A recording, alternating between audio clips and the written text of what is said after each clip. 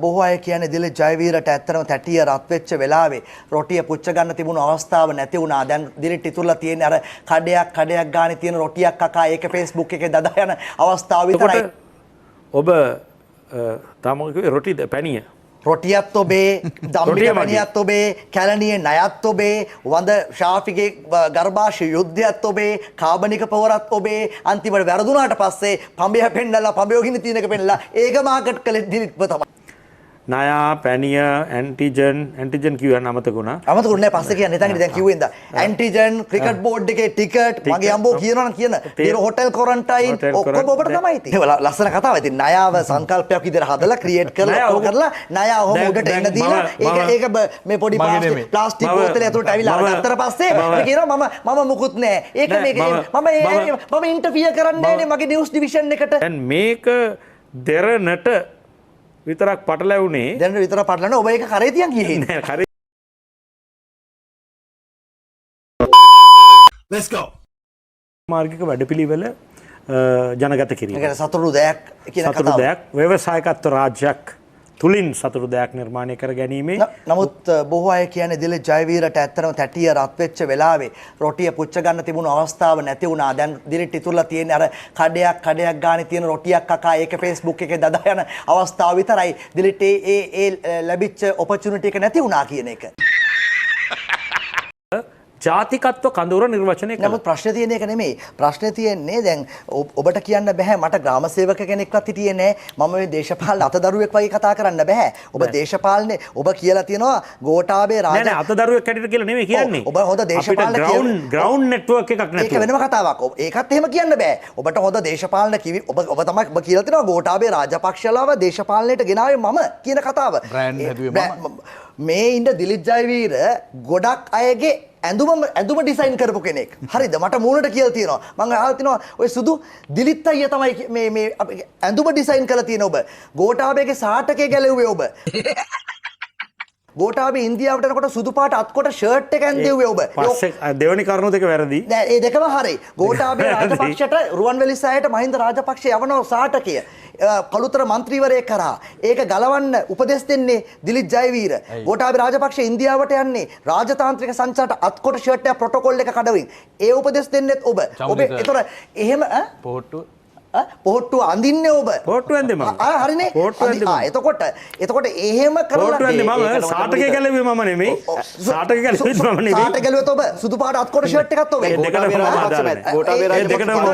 එච්චර තීරණාත්මක මිනිස්සෙක් මේ මිනිස්සුගේ ඇඳුම තීරණය කරන්න පුළුවන් නම් මිනිස්සුගේ දේශපාලන තියරි එක තීරණය කරන්න පුළුවන් නම් කන්සෙප්ට් එක තීරණය කරන්න පුළුවන් නම් ඇයි ඔබ පෙරදුනේ කියන එක අපිට තියෙන ප්‍රශ්නේ. ඔබ ටාගට් කරේ කොයි ඡාන්ද ගෲප් එකද? මොන ගෲප් එකද ඔබට කඩා ගන්න ටාගට් මම ටාගට් කරේ මධ්‍යවාමවාදී කඳවුර ලංකාවේ. ඒක බර වැඩි. මධ්‍යවාමවාදීව කතා නෙමෙයි. කොයි ගෲප් කොතන තිබුණු ගොඩද? පොහොට්ටුවේ ඡන්ද ඔය වාමවාදී අපිට තේරෙන්නේ නැහැ. මොන ඡන්ද ගොඩද? මොන ගොඩද?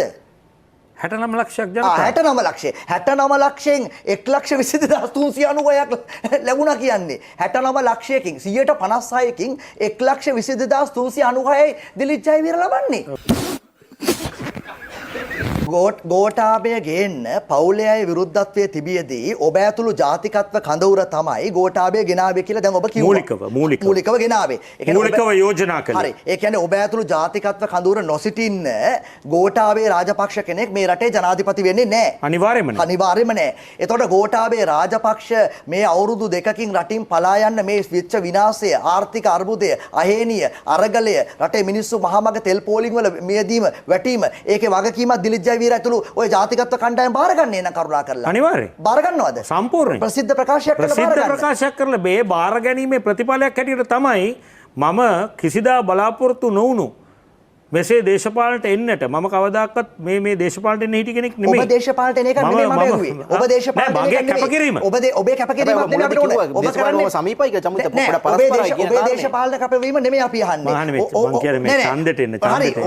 ඔබේ දේශපාලන කැපවීම නෙමෙයි. අපි අහන්නේ මේ රටේ මේ තාක් වෙච්ච විනාශය, බල පෙරලිය, රනිල් එක ඡන්දෙන් ඒම සංචිත හිඟවීම මේ සියල්ලටම වක්කිවිය යුතු ගෝඨාභය රාජපක්ෂ ගෙනීමේ වක්කීම ඔබ බාර ගන්නවා නම් මේ රට කඩාවැටීමේ වක්කීමත් මේ දිලිත් ජයවීර බාර ගන්න.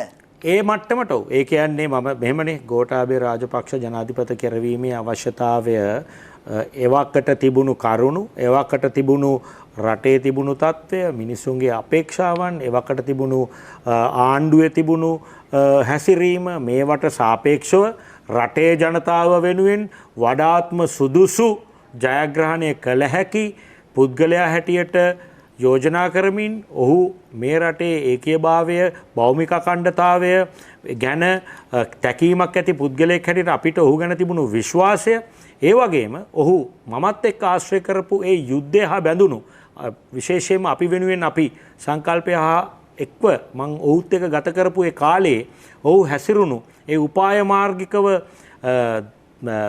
තීක්ෂණ බුද්ධියකින් කටයුතු කළ පුද්ගලයා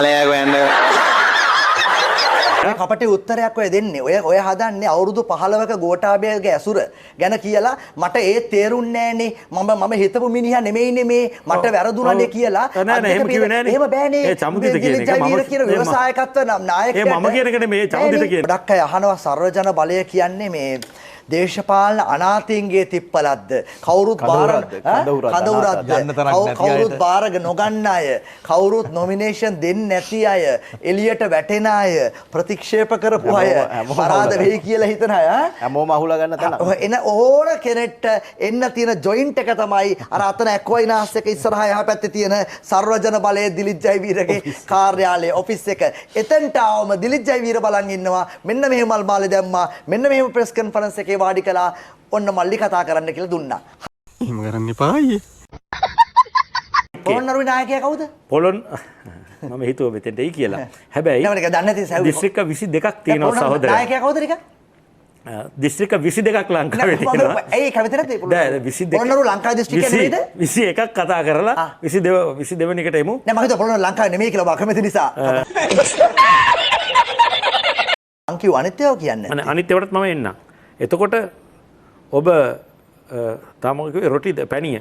රොටියත් ඔබේ, දම්මික පැණියත් ඔබේ, කැලණියේ ණයත් ඔබේ, වඳ ශාෆිගේ ගර්භාෂ යුද්ධයත් ඔබේ, කාබනික පවරත් ඔබේ, අන්තිමට වැරදුනාට පස්සේ පඹය පෙන්නලා පඹයෝ ගිනි තියෙනක පෙන්නලා ඒක මාකට් කළේ දිලිත්ව තමයි. හරිනේ? ඒකද මම අහන්න ගියේ. දැන් ණය කැලණියේ ණය ගෙනාවේ ගෝඨාභය දිනවන්න දිලිත් ජයවීර නම් දැන් තබුත්තේගම මන් දන්නේ නැහැ මොකಾದ කියලා සතහ ඒ දිනවන්න වැඩියෙන්ම ගුවන් කාලය වැය කරා කියලා මේ මගේ පාක්ෂිකයින්ගෙන්ම ලොකු චෝදනාවක් තියෙනවා. මට දිගින් දිගටම WhatsApp messages එනවා. දැනටත් එනවා මේ ජනතා විමුක්ති පෙරමුණ එහෙම නැත්නම් NPP එකට වැඩියෙන්ම ඩ්‍රෝන කැමරා දාලා සෙනග තාම පෙන්වන්නේ. ඔය ඔබට කිව්වනේ ඇඩ්වර්ටයිස්මන්ට් වලට බිලියන ගාණක් ඔබනේ කිව්වේ ලංකාවේ ලොකුම ෆන්ඩ් එක තියෙන්නේ ජනතා විමුක්ති පෙරමුණේ අනුර කුමාරගේ කියලා බිලියන 6ක් තියෙනවා එක්ක ඔබ ණයයි කිව්ව බැංකුව වලට බිලියන 4ක් අනුර කුමාර කිව්වනේ. ඒතර අනුර කුමාර ඇවිල්ලා කිව්වා හරි පුළුවන් නම් ඔප්පු කරන්න දිලිත් ඔයා බිලියන 4ක් මේ මගේ ෆන්ඩ් එකක් බිලියන 6ක් තියෙනවා කියලා මං ඔයාගේ ණය ගෙවනවා බිලියන 4ක් කියලා. කොහොතාව ඔප්පු කරේ නෑනේ ඔබ. පොඩක් ඉන්න දැන් එතෙන්ටත් එන්න මම දැන් ගොඩක් ප්‍රශ්න මග යනෝකෙන්. දැන් ඔබ කියන ණය පැණිය ඇන්ටිජන් කියවන්න අමතකුණා. අමතකුනේ පස්සේ කියන්නේ නැතන් දැන් කිව්වෙන්ද ඇන්ටිජන් ක්‍රිකට් බෝඩ් එකේ ටිකට් මගේ අම්බෝ කියනවනම් කියන පෙර හොටෙල් ක්වොරන්ටයින් ඔක්කොම ඔබට තමයි ඉතින්. දැන් ඒක තමයි. දැන් මේවා ව්‍යාපෘති හැටියට සැලකුවොත් ඒ සමහර ව්‍යාපෘති දැන් ණය පැණිය වගේ ඒවා ඇත්තටම ඔබ සමහරට දන්නවත් ඇති නොදැන වගේ හිටියට මම මගේ නාලිකාවත් එක්ක කරන ගනුදෙනුවේ තියෙන සීමිතභාවය ඉතින් ඒක ඔබ දන්නවා. ඒක නිසා මම ඒවට සම්බන්ධ උඩෙත් නැහැ. සම්බන්ධ වෙන්න බලාපොරොත්තුවකුත් නැහැ. අනාගතෙත් එහෙම බලාපොරොත්තුවක් නැහැ. එතකොට මම සංකල්ප හැටියට ගෙනාපු සියල්ලටම මගේ වගකීමක් තියෙනවා. සමහර විට සාධනීයයි සමහර විට එතරම් සාධනීය වන්නේ නැහැ. ඔබ කියන්නේ ලස්සන කතාවක්. ඉතින් ණයව සංකල්පයක් විදිහට හදලා ක්‍රියේට් කරලා ඔක කරලා ණය ඔහොම උඩට එන්න දීලා ඒක මේ පොඩි ප්ලාස්ටික් බෝතලේ ඇතුළට ඇවිල්ලා අරගත්තට පස්සේ කියනවා මම මුකුත් නැහැ. ඒක මේක මම ඉන්ටර්ෆියර් කරන්නේ නැහැ මගේ නිවුස් ඩිවිෂන් එකට. ඒක ඒගොල්ල කරයි යන්නේ. ඔව් ඒවරේ රටේ නිවුස් එක හදලා ණය උඩට එනවා.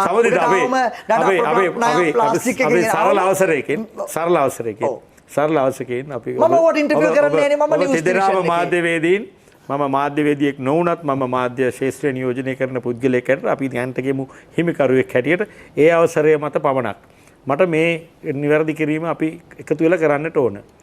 මේ කැලණියෙන් මතුවුණු ණය පෙන් වූ නාලිකාව අතර ඔබ නාලිකාවද අනෙකුත් තරගකාරී නාලිකාද එක තරගකාරී නාලිකාවක් ඉන්නවා මේ පිළිබඳ පැයක සජීවී වැඩසටහනක් කරපු. එදිනම පැයක සජීවී වැඩසටහනක් කරපු. දැන් මේක දෙරණට විතරක් පටලැවුණේ දැන් විතර පටලන ඔබ ඒක කරේ තියන් ගියේ. නෑ